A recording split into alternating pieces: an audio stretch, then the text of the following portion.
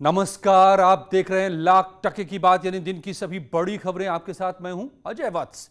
और लखनऊ में रोहिंग्या ने मानव तस्करी में शामिल होने का मामला फिर सामने आने के बाद यूपी एटीएस कानपुर में भी सक्रिय हो गई है। कानपुर में छिपे रोहिंग्या की तलाश अब शुरू कर दी गई है। एटीएस ने कानपुर पुलिस के साथ मिलकर बस्तियों में छापेमारी की।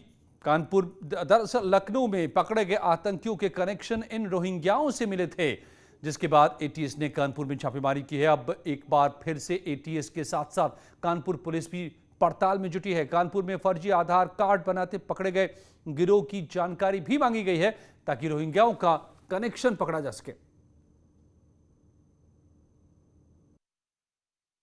कि कानपुर में अवैध रूप से कोई विदेशी रह रहे हैं या नहीं। ऐसे कुछ इलाके हैं जहां पे हमारे पास ऐसी अभी सूचना है कि कुछ परिवार हैं जो कि फर्जी तरीके से कागज़ बनवाने का प्रयास कर रहे हैं या बनवा चुके हैं और रह रहे हैं। इसको सुधारने के लिए हम लोगों ने एक अभियान शुरू किया है। ऐसे संदेहास्पद लोगों के डॉक्यूमेंट्स चेक किए जा रहे हैं, उनका परीक्षण कराया जा रहा है और जो गलती पाई जाएगी उसके हिसाब से कानूनी कार्रवाई इसमें की जाएगी। एटीएस द्वारा लखनऊ पकड़े गए रोहिंग्याओं का कानपुर में कनेक्शन भी अब सामने आने लगा है। यही वजह है कि एटीएस की टीम ने कानपुर के कई स्थानों पर जहां एक और छापेमारी की, तो वहीं कानपुर पुलिस से 2020 के दिसंबर में पकड़े गए संदिग्धों के बारे में ब्यौरा भी जुटाया है, जिसके बाद से एटीएस और कानपुर पुलिस ने एक साथ छापेमारी की शुरुआत की और कानपुर के 1 दर्जन से ज़्यादा क्षेत्रों में संदिग्ध लोगों की पूछताछ हो रही है। अब देखना यह होगा कि जब ये वेरिफिकेशन काम पूरा होगा तो कितने संदिग्धों की लिस्ट सामने आती है। जर्नलिस्ट आशीष पांडे के साथ अमित गंजू, न्यूज़ 18 कानपुर। और कानपुर की तरह गाजियाबाद में भी यूपी एटीएस ताबड़तोड़ कार्रवाई कर रही है। दरअसल गाजियाबाद में भी फर्जी आधार कार्ड वाले व्यक्तियों की भरमार देखने को मिली थी। ऐसे लोगों को जो अपना देश छोड़कर फर्जी तरीके से भारत में आ बसे हैं, उन लोगों को यूपी एटीएस गाजियाबाद पुलिस की मदद से अब उठा रही है, जो कि झोपड़ी और मलिन बस्तियों में तलाश रही है। गाजियाबाद के लोनी इलाके में फर्जी आधार कार्ड के साथ झुकी झोपड़ियों में कई लोग रहते हैं। ऐसी खबरें भी कई बार मीडिया में आई। यूपी एटीएस प्रदेश के कई जिलों में रोहिंग्या को पकड़ने के लिए अभियान चला रही है। लोगों से पूछताछ की जा रही है जिनके पास फर्जी आधार कार्ड है। राशन कार्ड है? राशन कार्ड तो गाँव का है। कहाँ है गाँव? बंगाल। बंगाल में कहाँ? मुर्शिदाबाद। मुर्शिदाबाद। मुर्शिदाबाद। अच्छा, और ये आधार कार्ड बना है? नहीं, पहचान पत्र है। पहचान पत्र, आधार कार्ड नहीं। पहचान पत्र कहाँ का है? बंगाल का है। और कब से यहाँ रह रहे हो? यहाँ से तो बचपन ही पकड़ लो। अच्छा, फिर भी कितना साल हो गया? कम से कम 23-24 साल। हम छोटे से आए। इटावा जिले के जसवंत नगर इलाके में बारिश की वजह से दर्दनाक हादसा हो गया। यहां मोहब्बतपुर गांव में आज बारिश के दौरान कच्चा मकान ढह गया। हादसे में एक महिला की दर्दनाक मौत हो गई। तस्वीरों में दिख रहा है कैसे खुदाई कर महिला का शव निकाला गया। तस्वीरें इतनी दर्दनाक हैं कि हम आपको नहीं सीधे सीधे दिखा सकते, विचलित कर सकती हैं तस्वीरें। घटना आज शाम 4 बजे के आसपास की है। बताया जा रहा है कि घर के अचानक ढहने से एक तेज आवाज आई, पूरा गांव सहम गया। आसपास के लोग दौड़े, देखा सब कुछ जमींदोज हो चुका था।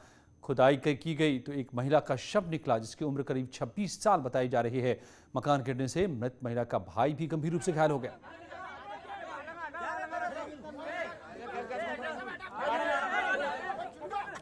हादसे के बाद जो लोग पहुंचे मौके पर और दीवार की खुदाई शुरू की तो अंदर से महिला का शव मिला।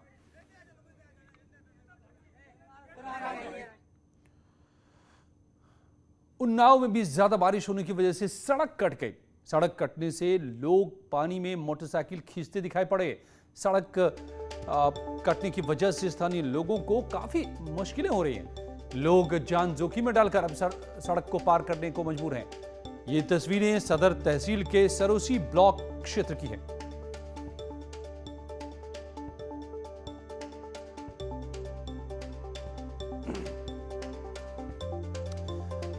तो सड़क के ऊपर से बाढ़ का पानी, बारिश का पानी बहने लगा, सड़क टूट गई और इसके बाद शुरू हो गई परेशानी लोगों के लिए, यहां से आने जाने वालों के लिए। बाइक को भी लोग इस पानी में खींचने को मजबूर होने लगे। तेज बहाव की वजह से कट गई सड़क।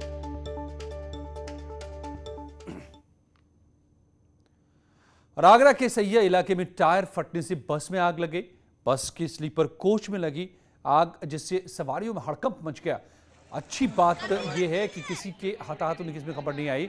बस में 40 यात्री सवार थे, इन्होंने कूदकर अपनी जान बचाई। दमकल की गाड़ियां मौके पर पहुंची, इससे पहले ही बस जलकर खाक हो गए। बस आगरा से ग्वालियर जा रही थी।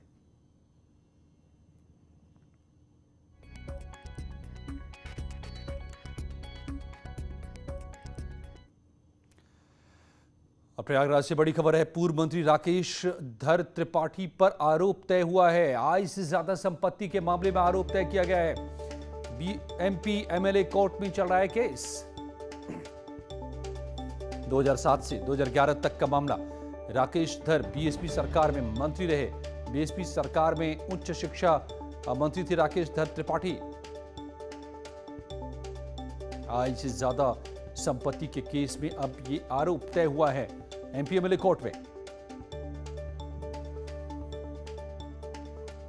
आय से ज्यादा संपत्ति रखने के मामले में थाना मुट्ठीगंज में मुकदमा दर्ज हुआ था, जिसमें इनके ऊपर आरोप था कि 1 मई 2007 से लेकर 3 दिसंबर 2011 तक इनकी कुल आमदनी 49,49,928 रुपए थी, जबकि इनका कुल खर्च 2 करोड़ 68 लाख रुपए था। यानी 2 करोड़ 17 लाख रुपए से ज़्यादा इन्होंने आमदनी अर्जित की थी, जो आय से ज़्यादा संपत्ति का मामला था, जिसमें आज माननीय विशेष जज एमपी एमएलए कोर्ट में इनके खिलाफ आरोप तय कर दिया गया है और साक्ष्य के लिए मुकदमा निश्चित कर दिया गया है। केंद्रीय माध्यमिक शिक्षा बोर्ड ने आज 12वीं के नतीजे जारी कर दिए। सीबीएसई के इतिहास में ऐसा पहली बार हुआ जब 12 लाख से ज्यादा छात्र छात्राओं को बिना इम्तिहान के पास किया गया हो। सीबीएसई इस साल छात्रों को एक साथ मार्कशीट और सर्टिफिकेट दोनों दे रही है। दरअसल कोरोना महामारी के चलते बोर्ड परीक्षाओं को रद्द करना पड़ा और अब इनके नतीजे सामने आए हैं। 12वीं के नतीजे भी आ गए। बोर्ड ने ये नतीजे 30-30-40 के फॉर्मूले पर जारी किया है। 12वीं के 40% अंक, 11वीं के 30% और 10वीं के 30% अंक जोड़े गए हैं। राजधानी लखनऊ में छात्रों से बात की हमारे संवाददाता प्रशांत ने। ने कक्षा 12वीं के नतीजे घोषित कर दिए हैं। राजधानी लखनऊ में हमारे साथ कुछ छात्र हैं, हम उनसे जानेंगे इस बार के जो नतीजे थे वो कैसे रहे। अच्छे थे सर।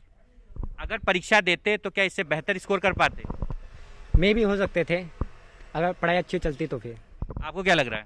सर अच्छे मार्क्स आएंगे। अभी वैसे अपलोड नहीं हो पा रहे मार्क्स, बहुत जैम लगा हुआ है, पर जितने मार्क्स मिलेंगे हमको अच्छे ही मिलेंगे।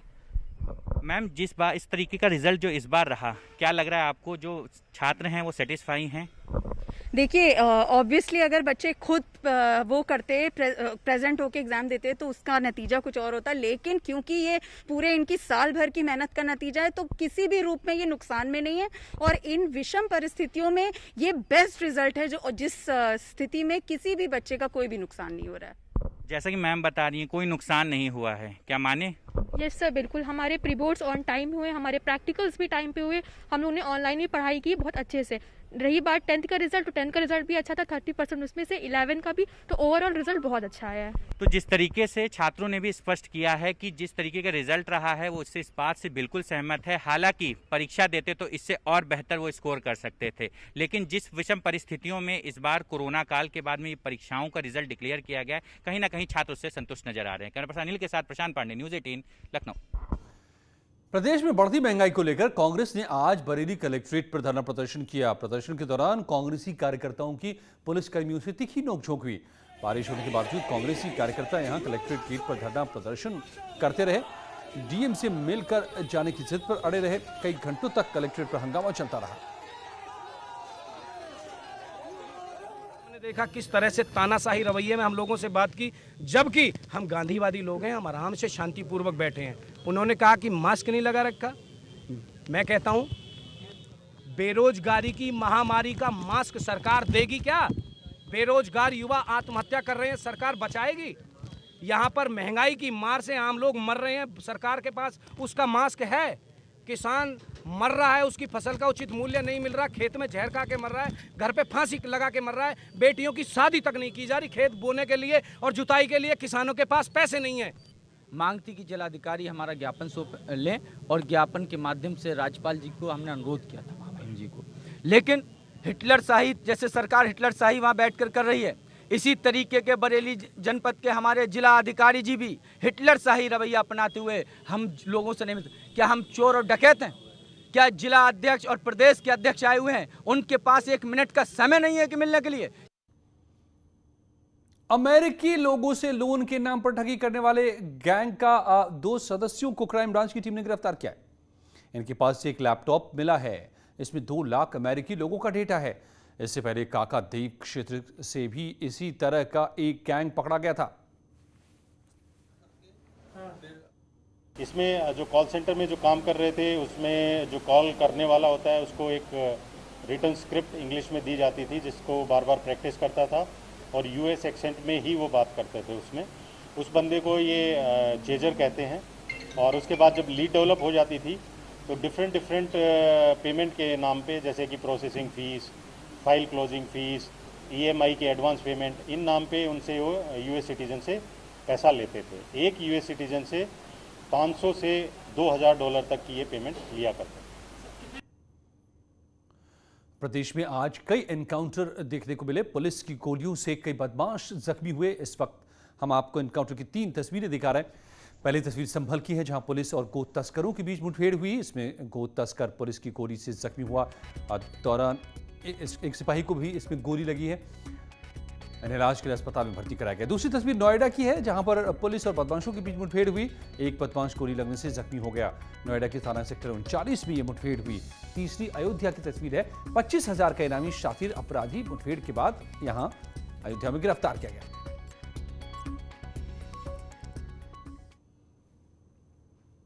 आप देख रहे हैं दिन की सभी बड़ी खबरें। लौटते हैं कुछ ही पलों में।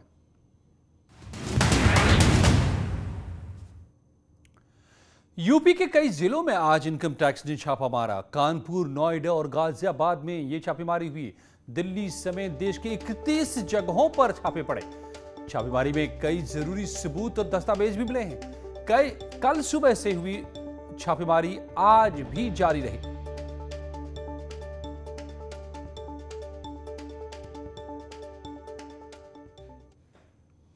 और कुछ ही पलों में जारी है यहां खबरों का सिलसिला। नमस्कार।